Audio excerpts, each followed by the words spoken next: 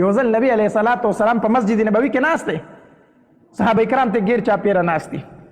په دې دوران کې یو یتیم صحابي راغی. یتیم وی د الله پاک پیغمبره زه یتیم یم، زما د کجورو باغ دی، ما د هغې خپل باغ نه دیوال تاوو، ما وی چې هسې نه دا رانه څوک قبضه کړي.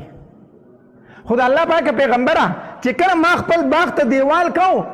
نو چې کله زه دیوال سیده بیامه نو زما سره یو ګاونډي دی، د هغه کجوره زما طرف ته راځي، او که هغه ته پرېږدم نو بیا زما دیوال کږېږي. نو ما هغه ته ووي چېره دا کجوره ماله راکړه نو زه به د خپل دیوال نیغ کړمه. خیر دی یو بوټی دی دا ماله راکړه، زما طرف ته به راشي. هغه راته انکار کوي، د الله پاک پیغمبر هغه کجوره ماله نه راکوي. نبی علیه صلات وسلام ورته وفرمایل څه دې غرض دی، زه ستا سپارښت وکړم هغه ته. او د الله پاک پیغمبره که سپارښت یې وکړو نو ښه به یې. نبی علیه السلام به په یتیمانو باندې ډېر زیات خفه کېده، په خپله یتیم پاتې شوی و، د یتیم احساس ورسره ډېر و. دغه ګاونډي د دې یتیم صحابي چې و دا مشر صحابي و، مشر صحابي و. نبی علیه صلات وسلام هغه راوغوښتو، وایي ستا سره په ګاونډ کې دا یتیم هلک دی، باغ دی. وی او د الله پاک پیغمبره د باغ ما سره شته دی په ګاونډ کې. دی خپل دیوال کوي، خو چې کله دیوال نیغ بیایي نو ستا یو بوټی د ده طرف ته راځي، نو دا یوه کجوره دله ورکړه نو دی به د خپل دیوال نیغ کړي. وی د الله پاک پیغمبره نه ورکوم ورله، دا ورله نه ورکومه. حکم دی که نه مشوره ده؟ وی نه حکم خو نه دی، ستا کجوره ده تی مالک مشوره درله در کومه، کو دله دې ورکړه نو ښه به وي. وی د الله پاک پیغمبره چې حکم نه دی مشوره ده نو بیا ورله نه ورکوم دا خپله کجوره، نه ورکوم ورله.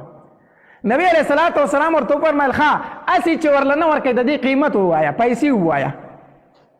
قیمت یې ووایه، نو په پیسو به یې در نه واخلو. او که دا کجوره تا دله هسې ورکړه او یا دې ورله په پیسو ورکړه، الله تبارک وتعالی به د دې په بدل کې تاله په جنت کې کجوره درکړي،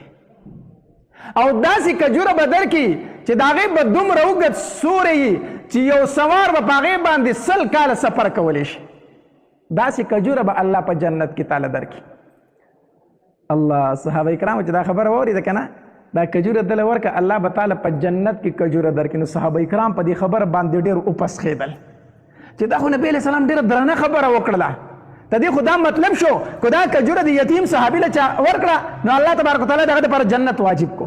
ځکه چې نبي علیه صلات وسلام وفرمایل چې تعالی به الله په جنت کې کجوره درکړي. خو مطلب دا دی چې جنت ته به ځي که نه، جنت ته به ځي که نه. دا خو نبي علیه السلام ډېره درنه خبره وکړه.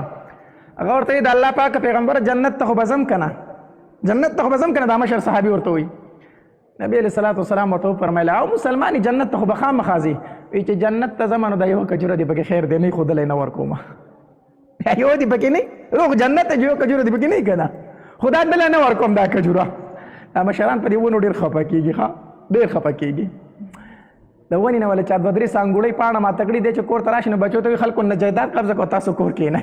ورشئ ونې له خلکو ټولې ماتې کړې. که څه چلو شو که پاڼه یې ته لږه ماته کړه ځي شو که نه. خو دا مشران په ونو ډېر خفه کېږي، وایي جایداد یې نه قبضه کوه تاسو کور کښېنئ، خلکو نه ونې قبضه کړې تاسو کور کښېنئ. نو کشران چې د کوره وځي چې تراځه هغه به جنګ اړم شي، د چا د وجې نه د هغې مشر د وجې نه ده پسې لېږلي که نه. هغه مشر صحابي په ونو خفه کېدو د الله پاک پیغمبره دا کجوره ورله نه ورکو،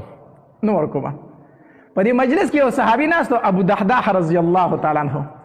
دی پاڅېدو وی د الله پاک پیغمبره دا خبره د دې مشر صحابي سره خاص ته کو عامه ده، کو دا ونه د یتیم له هر چا ورکړه نو هغه دپاره په جنت کې کجوره ده، هر چا چې ورکړه که نه دا خبره ده پورې خاص ده. نبی علیه صلات وسلام ورته وفرمیل نه د ده پورې خاص نه ده، کو دا ونه د یتیم صحابي ته هر چا ورکړه الله تبارک وتعالی به ورله د دې په بدل کې په جنت کې کجوره ورکړي.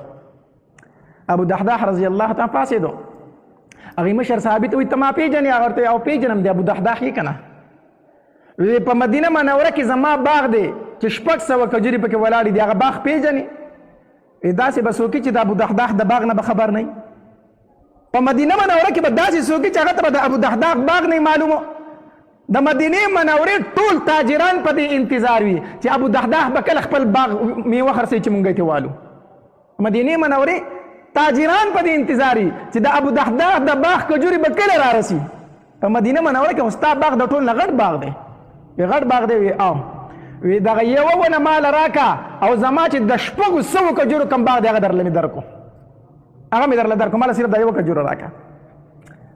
هغه مشر صحابي نبي علیه صلات وسلام ته داسې په تعجب سره وکتل،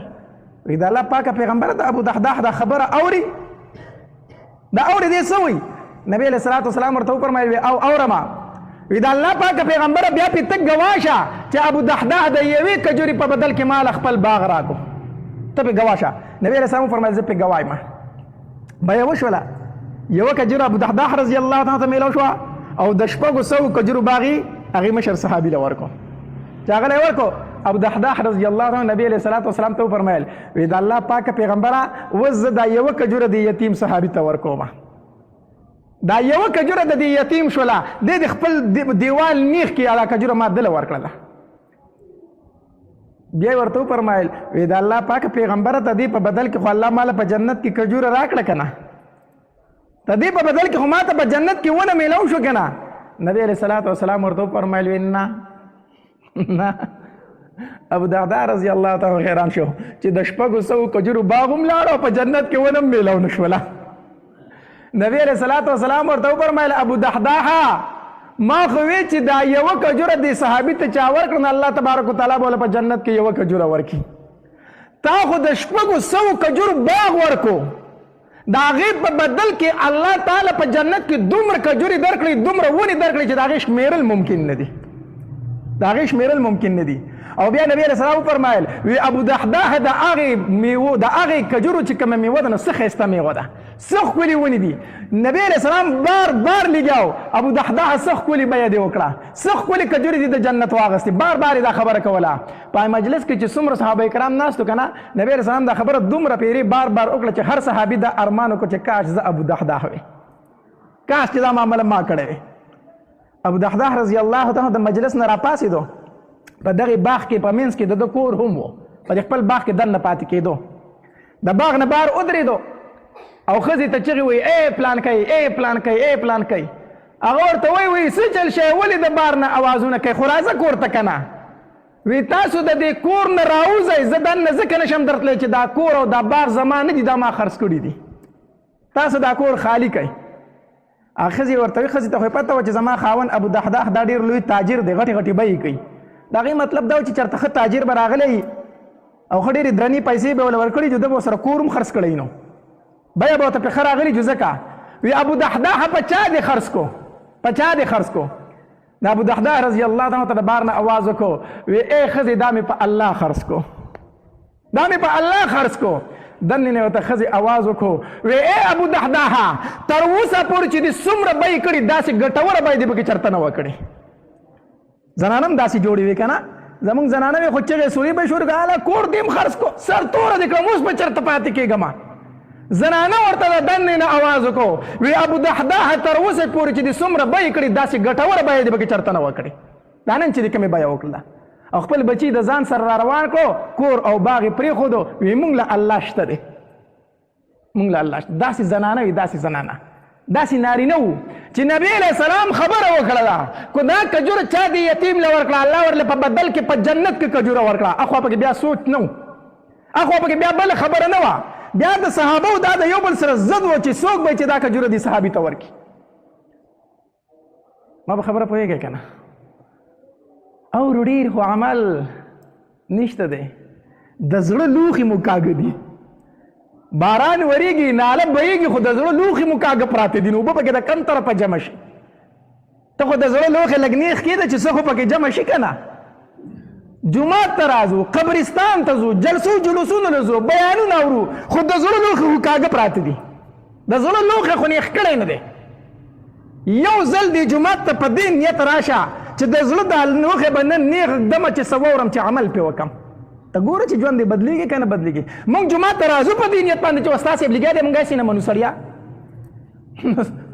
چې ته په دې نیت راغلی نو بیا تې بار پرې ورکې تپوس وکړې مولي صاحب کومه مسله وکړه ما ته څه پته ده خو څه به یې ویلي نو څه به یې ویلي نو ته راغلی د اورېدو په نیت نه وي نو ته راغلی د عمل په نیت نه وي نو ته خو راغلی یو رواج لوي چې د جمعې ورځ د کبار ګرځم نو خلک به وایي چې د جمعې مونځ هم نه کوي راشه جومات ته خو لاړ شه که نه داسې چې داسې نه بیا به چېرته به موږ باندې عمل وکړي چېرته به ژوند بدل شي چېرته به زندګي بدل شي